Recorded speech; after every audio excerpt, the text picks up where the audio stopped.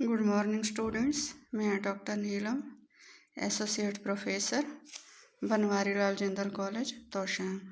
आज का हमारा जो टॉपिक है वो बीए फर्स्ट ईयर और बीए फाइनल ईयर के स्टूडेंट्स के लिए है कि ये जो दबाव समूह हैं इनके कार्य करने का ढंग क्या है, ये किस प्रकार से कार्य करते हैं।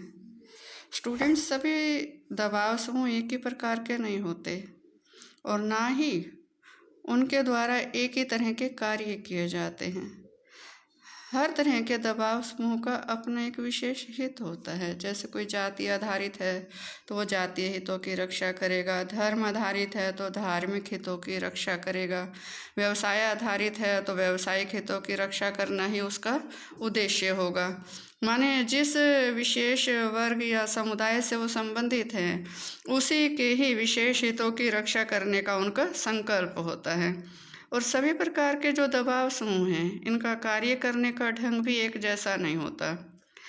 आमतौर पर अलग अलग दबाव समूह जो तात्कालिक परिस्थितियां होती हैं, माने जिस समय वो कार्य कर रहे हैं उस समय क्या परिस्थितियां हैं, उनको सामने रखकर आवश्यकता अनुसार साधन अपनाते हैं कि सरकार पर दबाव किस तरीके से बनाना है। लेकिन यह भी एक सच्चाई है कि जो दबाव समूह हैं लगभग कुछ एक साधन ऐसे हैं जिनका प्रयोग ये सभी करते हैं। फर्स्ट है इसमें प्रार्थना पत्र देना। जो दबाव समूह के अधिकारी हैं उनको इस बात का पता होता है कि कौन सा अधिकारी या कौन सी संस्था पर दबाव डालकर उनके उद्देश्यों की प्राप्ति हो सकती है। माने ये सरकारी अधिकारियों से मिलते हैं या संस्थाओं में जाते हैं और वहाँ अपना प्रार्थना पत्र देते हैं, उसमें अपने हितों का वर्णन करते हैं कि यदि इन हितों की रक्षा सरकार नहीं करेगी तो उससे उनकी जो समुदाय है, उनकी जो कम्युनिटी है, उनको किस तरह का नुकसान या किस तरह की परेशानी झेलनी पड़ेगी। इस प्रकार दबाव समूह उन सरकारी अधिकारियों और संस्थाओं को अपने विचारों से परिचित कराते हैं और अपने पक्ष में सरकार की राय को मोड़ने की कोशिश करते हैं। सेकंड है प्रेस का प्रयोग।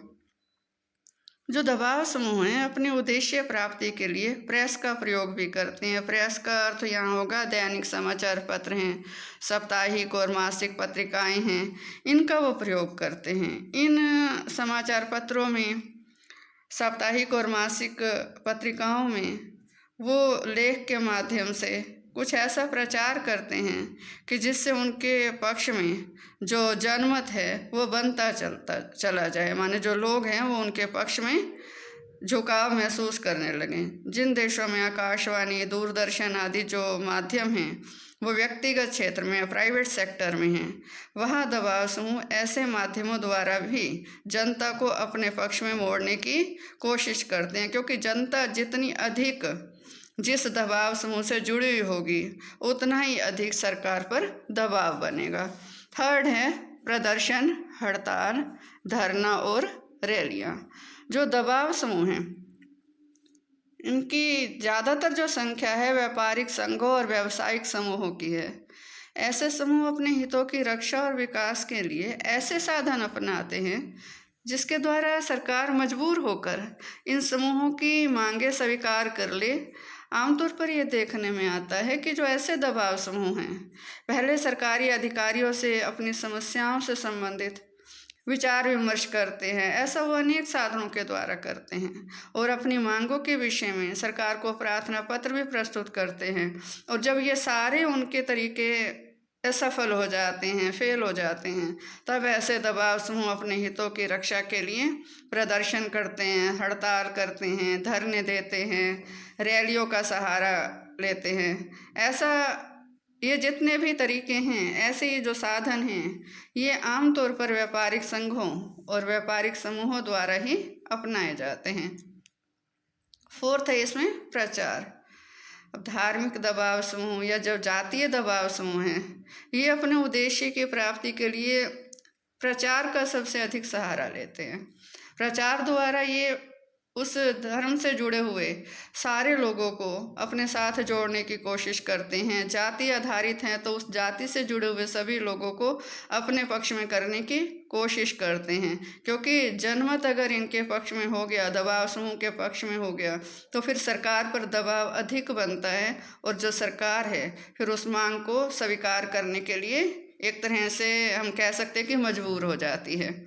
जैसे गो हत्या को बंद करवाना, शराबबंदी लागू करवाना और भी अनेक तरह की जो सामाजिक बुराइयां हैं उनको समाप्त करने के लिए ये जो दबाव समूह हैं प्रचार का ही सहारा लेते हैं। पहले जनता की राय को अपने पक्ष में करते हैं और जब जनमत इनके साथ जुड़ जाता है फिर ये सरकार पर दबाव डालते हैं।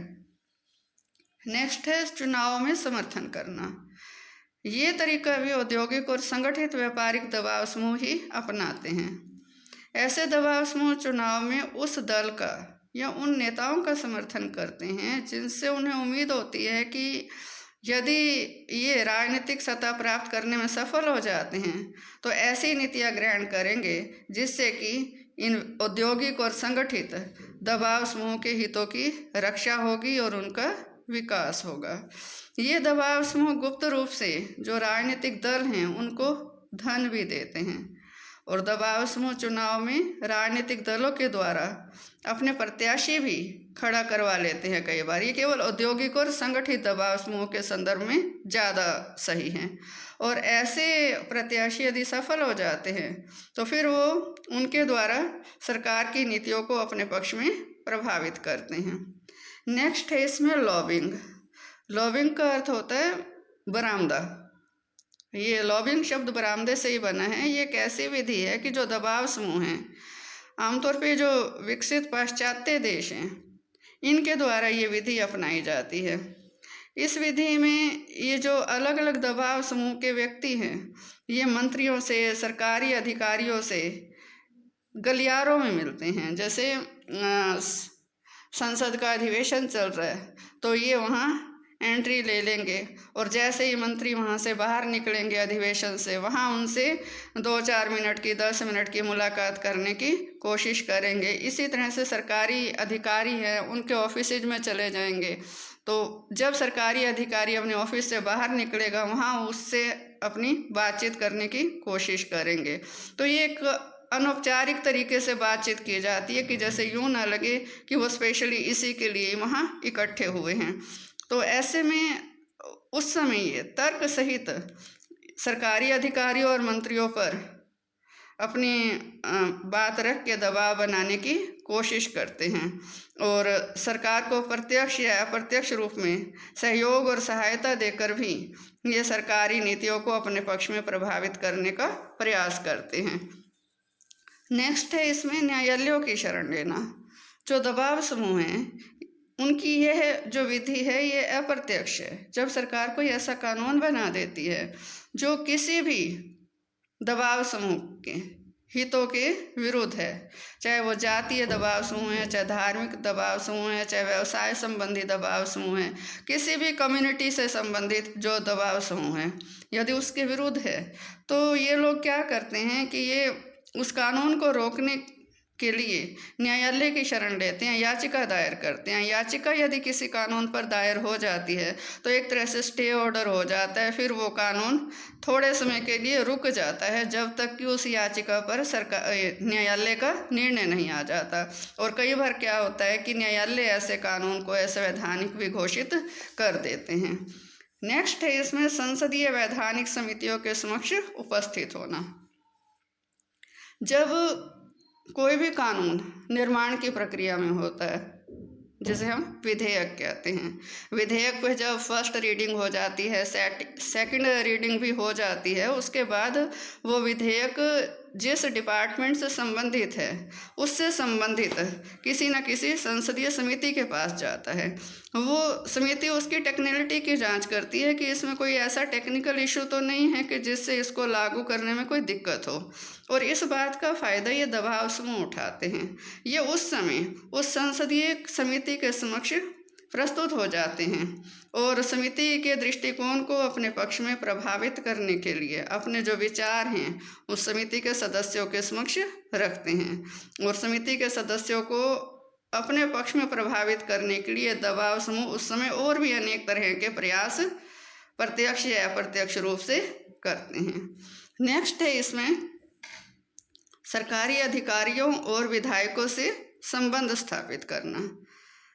सरकारी अधिकारी और विधायकों से घनिष्ठ संबंध स्थापित करने की विधि भी दबाव समूह द्वारा अपनाई जाती है। विशेष रूप से ये जो संगठित दबाव समूह, व्यावसायिक दबाव समूह हैं, ये कुछ अधिकारी इस उद्देश्य के लिए नियुक्त किए जाते हैं जो ऐसा करने के लिए दबाव समूह के प्रतिनिधियों द्वारा विशेष यत्न किए जाते हैं।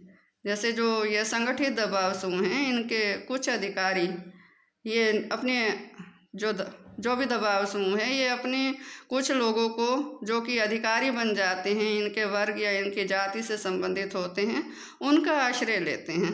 और कई बार उनके संबंधियों को भी दबाव समूह अपनी किसी व्यापारिक या औद्योगिक संस्था में, ये जो सरकारी अधिकारी है या मंत्री हैं, इनके सगे संबंधियों को ये दबाव समूह अपने व्यापारिक या औद्योगिक संस्था में कोई उच्च पद दे देते हैं। वहाँ जो मंत्री या अधिकारी का जो सगा संबंधी है जिसको इन्होंने उच्च पद दिया, उससे कोई अलग से कोई विशेष कार्य नहीं करवाते, लेकिन उसको अच्छा वेतन देते हैं, अच्छी सुविधाएं देते हैं। तो ऐसे में जो दबाव समूह हैं, फिर इनके माध्यम से जो उन्होंने अपनी कंपनी में जिस व्यक्ति को नियुक्त किया है उसके माध्यम से सरकारी नीति और निर्णयों को बहुत पहले से ही जान लेते हैं और जानने के बाद फिर ये तरीके ढूंढते हैं कि किस तरीके से सरकार पर दबाव डाला जाए। स्टूडेंट्स, आज हमने दबाव समूह कार्य किस तरीके से करते हैं इस पर चर्चा की। धन्यवाद।